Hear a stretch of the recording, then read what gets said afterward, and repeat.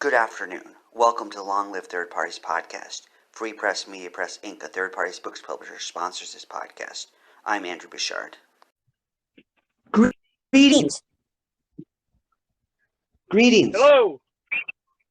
Can you hear me? Hi, I can, William. Welcome to the Long Live Third Parties podcast. Thank you for having me. We're glad to have you.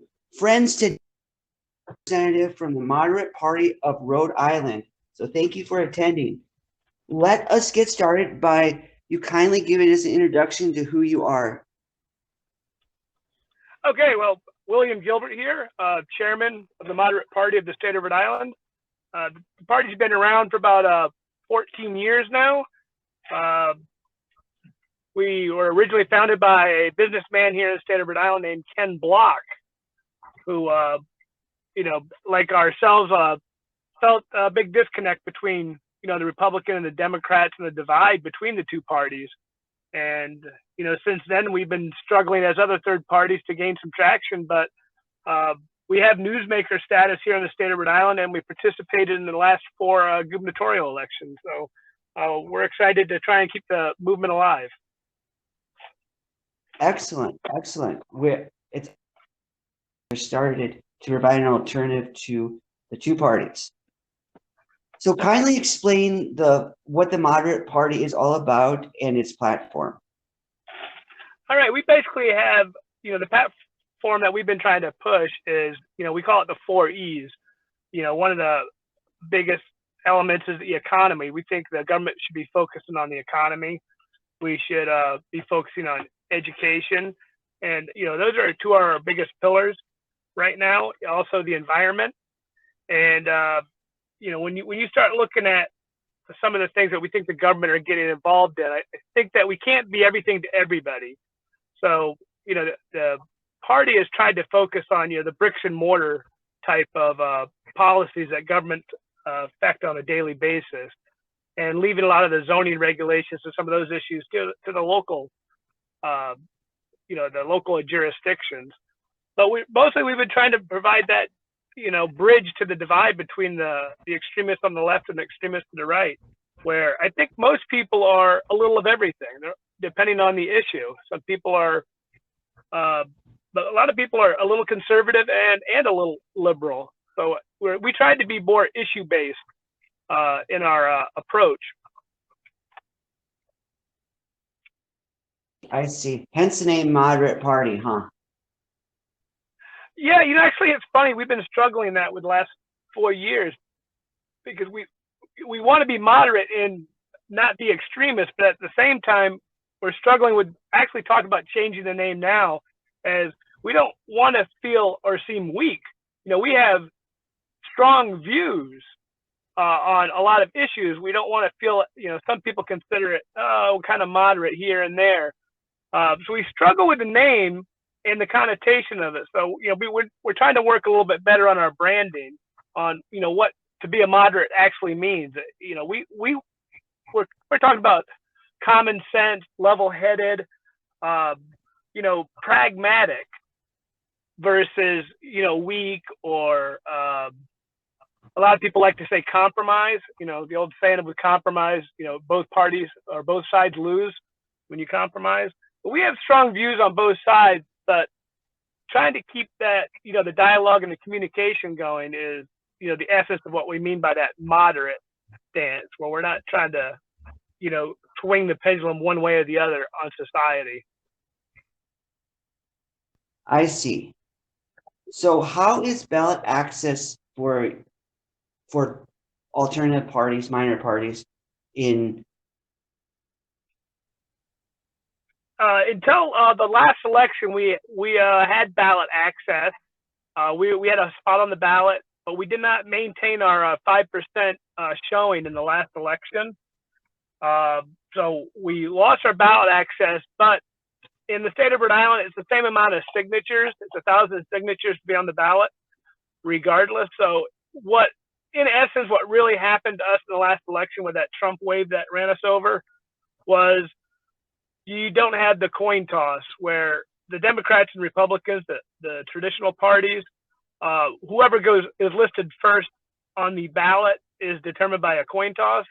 And when we actually had ballot access, the only benefit it added to us was you were in that coin toss. So like we were actually on the top of the ballot last year with the coin toss. When you're not on the ballot, when you don't have the coin toss, you're alphabetical after the two major parties. So it's all intents and purposes. You know, the moderate party is still a player in the state of Rhode Island, and we're still treated as a newsmaker status. You know, the media has no problem giving us interviews or airtime. Well, that's good. That's good. There, so it's good that they do give you some airtime. What books have influenced philosophy and the approach of the moderate party? You know, that's interesting. I don't know that if you look at the collection of our members, you know, we actually have some very progressive members that would probably cite some, you know, Marxist readings. And we actually have, you know, some very libertarian people, you know, that would be, you know, John Locke and, you know, some of the stuff from our founding fathers, you know, the Federalist Papers on both sides, whether pro or against the Federalist Papers. So we actually have some very deep philosophical debates. Right now, I would say about 70% more leaning towards a libertarian point of view, you know, where the government should take a minimalist approach. And then we have about 30% of our encampment here that is, you know, pretty progressive, and they want to see that the government be the agent of change and not just waiting for a citizen to pick up the mantle and run with it, where they believe the government, some issues are so big the government needs to get involved. Hospitals, mental health issues, drug addiction per se. So even though we're a middle of the road party, we still struggle with a lot of those issues that you would find in a lot of different readings. You know, some of the stuff that people are taking up today is that, you know, that critical race theory. We haven't really discussed it too much, but it's very even hard to find what critical race theory is and where do you find a book on it. You know, you got some very esoteric articles out there if you're on scholar.google, but so realistically, you know, a lot of our members are, you know, the blue collar, the working type, and, you know, it's mostly mainstream media, mainstream news, which I think is dangerous. It would be nice to get people to read a little bit more in depth on, you know, overarching policies of their political beliefs. So it sounds like your party is open to viewpoints and approaches. Yes, I believe that we have those core tenets. We believe that what the party that we're trying to build is kind of that boat that's in between the two, and we recognize that nobody's going to be 100% aligned. You know, you can't go to a Republican town committee meeting or a Democrat town committee meeting and find that everybody supports the platform 100%. So what we try and do is, what are those policies? What are those pillars, political pillars that people can agree on universally? We like to talk in the forms of universal. I don't know of anybody that's for dirty water or for polluting the environment. So we can start with that broad premise that, you know, we need to protect our environment going forward. I don't know of anybody that's for poor education. The disconnect becomes how do you educate properly? What's the proper level of education? What's the proper balance of vo-tech education versus college preparatory education? At what point does the public stop paying for education? Is it you know, like we do now, secondary education? Is it college education? Is it a master's degree? So some of these things, we believe if we can get people to talk about the universals, then you can kind of build off that universal platform. And that's really, I think, where the parties start dividing, whether you're libertarian, the Green Party. You know, it's more in how the mechanics of instituting these issues. So what we try and do, you know, we try and bring it back to those, you know, those universal: education, environment, economy, you know, the national defense, some of these things. But also, you know, we're a state party right now, so we don't really dabble into the national politics too much. But, you know, they're creeping in everywhere. That national political spectrum is it's very hard to have a political discussion even at a dinner table at home anymore.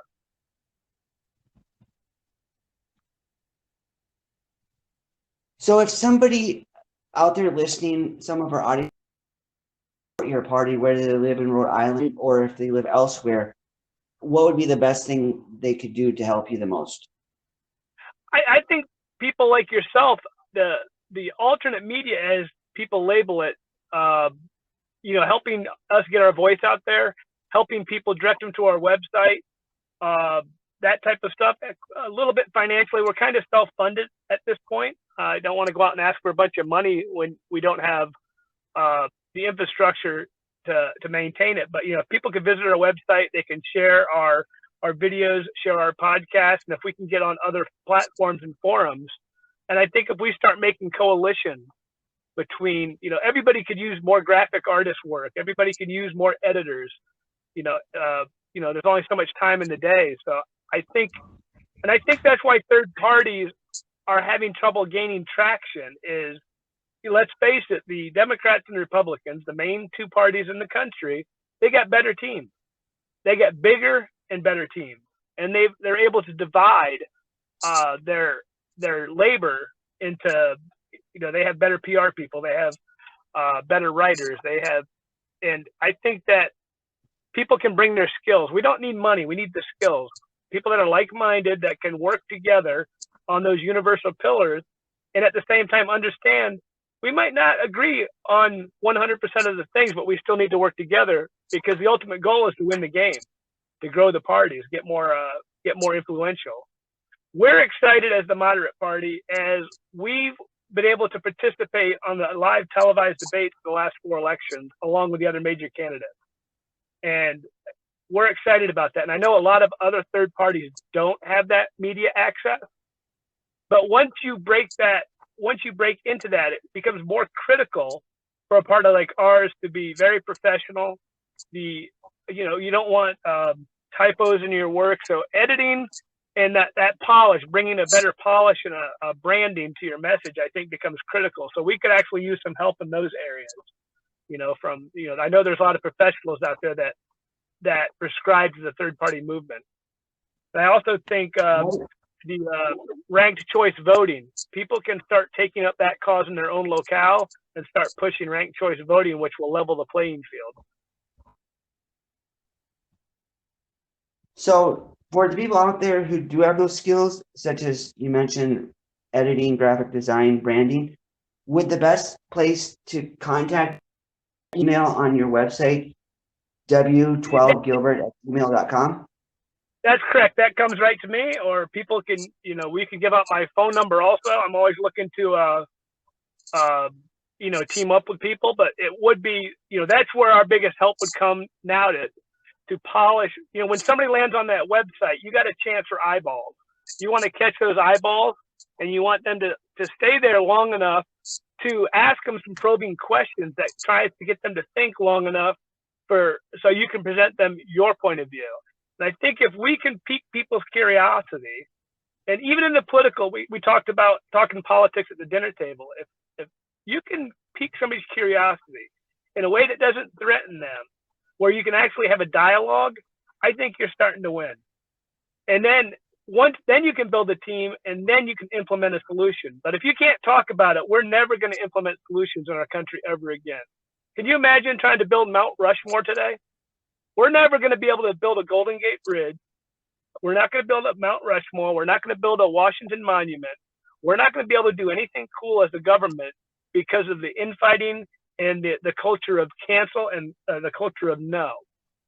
To do something on those large scales like an interstate takes cooperation. It takes level-headedness, and it takes real facts. And we got to face that too. There's a lot of I mentioned alternate news. I don't even want to say it's alternate anymore. Today, it's mainstream. Mainstream news is becoming the alternate news. And I think everybody should pick up the podcast like you're doing here. I think people should pick up their video cameras. I think a lot of this stuff is going to change the world. But if we could work together, we can make sure the change is for the better. Exactly. Yes, exactly. We thank you for coming on this podcast today and sharing your views. And as we discussed, if people out there are interested in helping you, contact you. Absolutely. And you can, like I said, my number is 401-932-8364. And I look forward to having those conversations. You know, whether, and if there's something I can reach out and help other third parties with, I look forward to, just trying to propel the political discussion into the future. It's going to happen. The other two parties are crumbling. They're cannibalizing themselves. They're becoming the circular firing squad. And I think people are waiting for the alternative. I think people are waiting for the right organization so they can jump on board. And we just need to give it to them. Great. Awesome. All right. Have a good day and keep doing the good work. I appreciate your time. Thanks for having us again. Bye now.